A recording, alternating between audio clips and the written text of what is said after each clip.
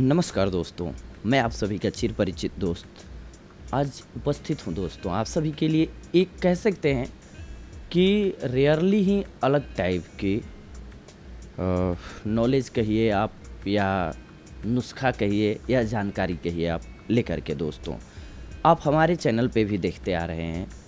आपने देखा होगा कि हमने बताया हुआ है आप सभी को कि आप फेस पर अप्लाई करते हैं अगर बेकिंग सोडा नींबू के साथ मिक्स करके या अदर कई चीज़ों के साथ, तो आपकी स्किन हेल्दी और ग्लोइंग हो जाएगी। लेकिन इसमें कई लोगों को प्रॉब्लम्स भी आ जाती हैं, जैसा कि वो अपना एक्सपीरियंस शेयर करते हैं, कमेंट्स में शेयर करते हैं। ये क्यों होता है, इसकी मुख्य वजह क्या है, फिर इसके बाद हम बताएंगे कि क्यों और क्या इसके मुख्य रीज़न होते हैं। हम साइंटिफिक रीज़न पे भी जाएंगे, लेकिन पहले एक नॉर्मल लाइफ से देखते हैं कि कैसे ये होता क्या है।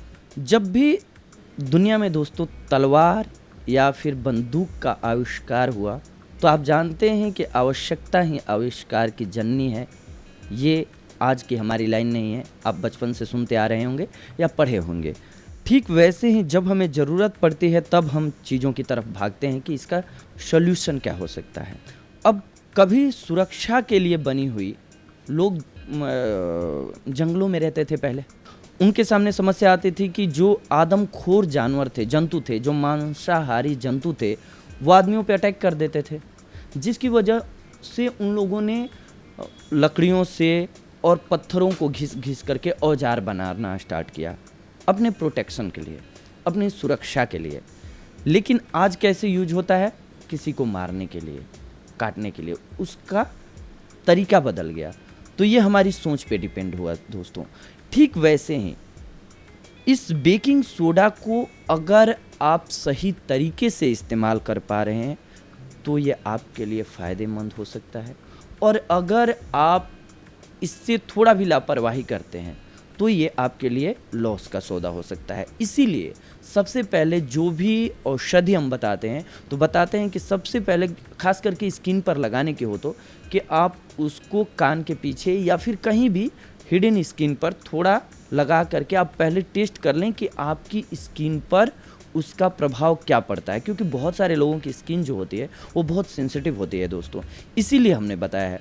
अब ये किस कंडीशन में यूज करेंगे आप बेकिंग सोडा तो आपके लिए लिटिल बिट फ़ायदेमंद हो सकता है, और किस कंडीशन में यूज करेंगे तो लॉस वाला हो सकता है, और कैसे यूज करेंगे तो फ़ायदा हो सकता है आपको, और कैसे करेंगे तो लॉस हो सकता है। पहले इस पे आते हैं, फिर वो हम आपको ये भी बताएंगे कि बेकिंग सोडा लॉस कैसे करता है।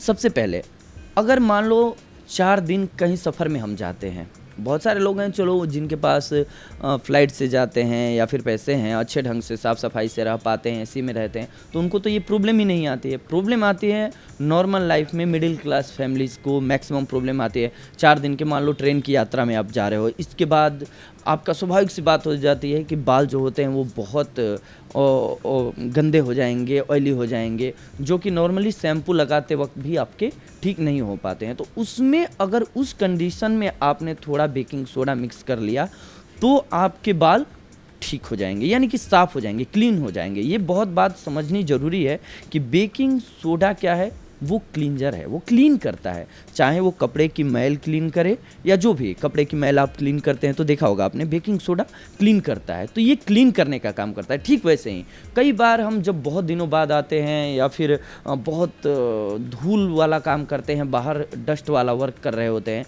तो हमारी स्किन पे बहुत ज़्यादा मैल जमा हो जाता है। तो उस कंडीशन में हमने अप्लाई किया, और अप्लाई करने के बाद तुरंत सबसे बड़ी जो केयर करने वाली बात है वो ये है कि आपने तुरंत बहुत अच्छे से स्किन को धो लिया थोड़ा, और कभी भी डायरेक्ट सोडा ना अप्लाई करके करना क्या होता है, उसको पानी में घोला और उस घोल को ही आपने लगा लिया और उस फेस को धो लिया।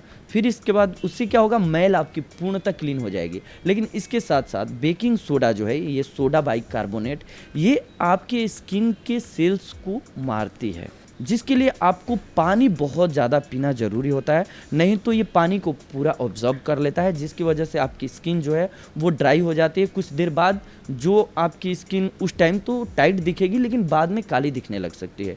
इसके लिए आपको क्या करना होगा कि आपने जैसे ही फेस को धोया, पानी लगा हुआ है फेस में, उसी टाइम कोई आप एक ढंग का मॉइस्चराइज़र लेकर के या फिर ऑयल लेकर के, नेचुरल ऑयल, और फेस पर अप्लाई कर लीजिए। फिर फिर तो इसका साइड इफ़ेक्ट आपको नहीं होगा। लेकिन हाँ, अगर आपको फील होगा, क्योंकि जब भी सोडा लगाएंगे तो क्लीन बहुत अच्छी होगी स्किन और स्किन टाइट हो जाएगी, क्योंकि पानी स्किन से ऑब्जर्व हो चुका होगा, ख़त्म हो चुका होगा। तो आपको प्रॉब्लम क्या आएगी कि आपका फेस जो है दोस्तों, वो उस टाइम पूरी स्किन जो है वो टाइट दिखेगी और ड्राई रहेगी, इस वजह से गोरी दिखेगी। लेकिन थोड़ी देर बाद क्या होगा कि वही स्किन जब डेड सेल्स में बदलती है तो वो आपके जो रूशियाँ देखते हैं आप, यानी कि डैंड्रफ देखते हैं, वो बनने लगता है दोस्तों। तो इसीलिए त्वचा में या हेयर्स में नमी भी उतनी ही ज़रूरी है जितनी ड्राइनेस।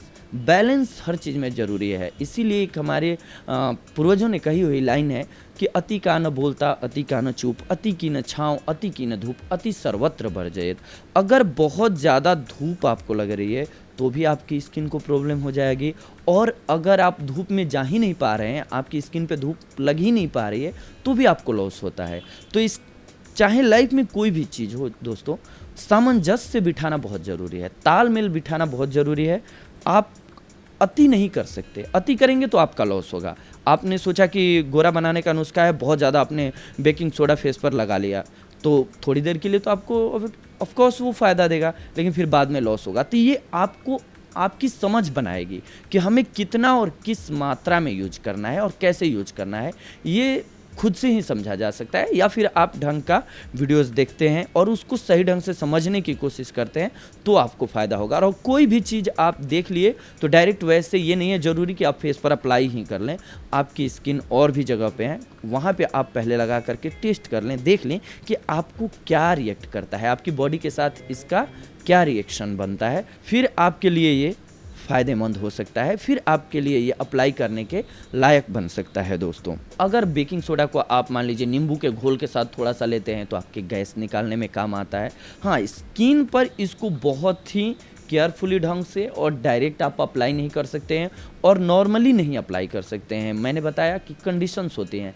आप बहुत ज़्यादा खेत में धूल वाला काम करके आए हैं, मिट्टी का काम करके आए हैं, आप जानते हैं कि एक मिट्टी की पूरी परत मेरे ऊपर चढ़ चुकी है, सीमेंट बालू का काम करके आए हैं, तो वो ऐसे ही ड्राई होती है। इसके बाद और मुख्य बात कि आपको मॉइस्चराइज़र लगाना बेहद ज़रूरी हो जाता है। हाँ, अब बहुत सारे लोगों के कमेंट्स ये होते हैं कि मेरी स्किन जो है वो बेकिंग सोडा का ये पैक लगाने की वजह से बर्न हो गई है, जल गई है, या फिर ड्राई बहुत ज़्यादा हो गई है, अब काली पड़ने लगी है, फिर उससे कैसे निजात पाएँ। इसके लिए सबसे पहले तो हमने बताया दोस्तों कि फेस को मॉइस्चराइज करना बहुत ज़रूरी है। आपका फेस ड्राई हो जाए तो मॉइस्चराइज करना बेहद ज़रूरी होता है। इसके लिए आप एसिडिक चीज़ों से बचेंगे, जैसे कि जो भी खट्टी चीज़ें होती हैं, जैसे नींबू हो गया, टोमेटो हो गया, इन सारी चीज़ों से उस कंडीशन में आपको बचना चाहिए।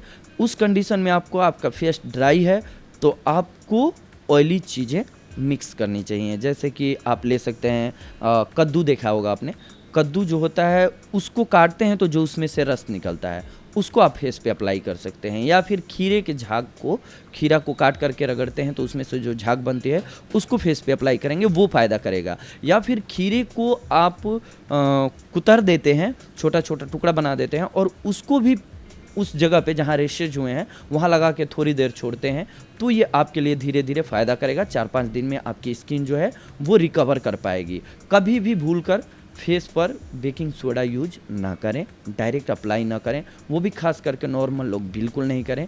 हाँ, स्किन के गोरा होने का मतलब क्या होता है कि गोरा होने के वीडियोस भी अभी बहुत होते हैं यूट्यूब पे दोस्तों, लेकिन समझने की ये बहुत ज़रूरी बात है दोस्तों कि स्किन हमारी बहुत ज़्यादा गोरी नहीं हो सकती है, ग्लोइंग हो सकती है। आपकी स्किन में पानी हो सकता है जिसकी वजह से खूबसूरत केवल गोरे लोग ही नहीं लगते हैं, गोरा हो या काला हो या फिर सांवला हो, डजंट मैटर करता है कि आपकी स्किन कितनी हेल्दी है। अगर आपकी स्किन हेल्दी है, ग्लोइंग है, तो वो आपका रंग खुद ब खुद अच्छा लगेगा दोस्तों।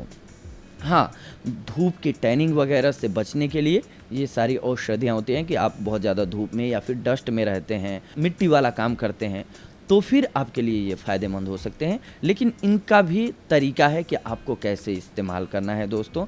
इसीलिए कोई भी प्रोडक्ट आप जब भी यूज करते हैं, चाहे यूट्यूब से लें या किसी की भी लें, तो आपको सबसे पहले अपने आप को जानना बेहद ज़रूरी होता है दोस्तों कि आप उसको एक बार एनालाइज करें कि हाँ, हमारी स्किन पर या हमारे लिए ये कितना फ़ायदेमंद हो रहा है। क्योंकि आपने देखा होगा हम रसगुल्ला खाते हैं, मिठाई खाते हैं दोस्तों, हमें बहुत अच्छा लगता है, बहुत सारे लोगों के लिए बहुत ज़रूरी होता है। लेकिन जिनको डायबिटीज़ हुआ हो, अगर वो मीठा खाएं तो उनके लिए कैसा होगा? ठीक वैसे ही किस चीज़ को किसे यूज करना है, कैसे यूज करना है, ये हम में समझ होना बेहद ज़रूरी है दोस्तों। इसके बाद ही आप अप्लाई कर सकते हैं। तो ये था हमारा आज का वीडियो दोस्तों, ये बेकिंग सोडा वाले टॉपिक को लेकर के। अगली बार हम आप सभी से जुड़ेंगे कुछ और महत्वपूर्ण जानकारियों को लेकर के। तब तक के लिए धन्यवाद, नमस्कार दोस्तों। हाँ, अगर आपकी और कुछ एक ऐसी प्रॉब्लम्स हो तो आप हमें कमेंट बॉक्स में बोल सकते हैं। आगे हम कोशिश करेंगे कि आपकी समस्याओं का समाधान बताया जाए, या आप जब भी कोई वीडियो देखते हैं तो आपको जो प्रॉब्लम्स आती हैं उनको आप पूछ लिया करें, इसके बाद ही उसको अप्लाई किया करें। या फिर जब आप सेटिस्फाइड हो जाएं कि हाँ फुल इन्फॉर्मेशन आपके पास आ गई है, तो भी आप अपने आप को परख करके ही चीज़ों को इस्तेमाल करें दोस्तों। ये था हमारा आज का आप सभी के लिए वीडियो। अगली बार हम आप सभी से जुड़ेंगे दोस्तों कुछ और महत्वपूर्ण जानकारियों को लेकर के। तब तक के लिए धन्यवाद, नमस्कार दोस्तों। सुरक्षित रहें, अपना ख्याल रखें।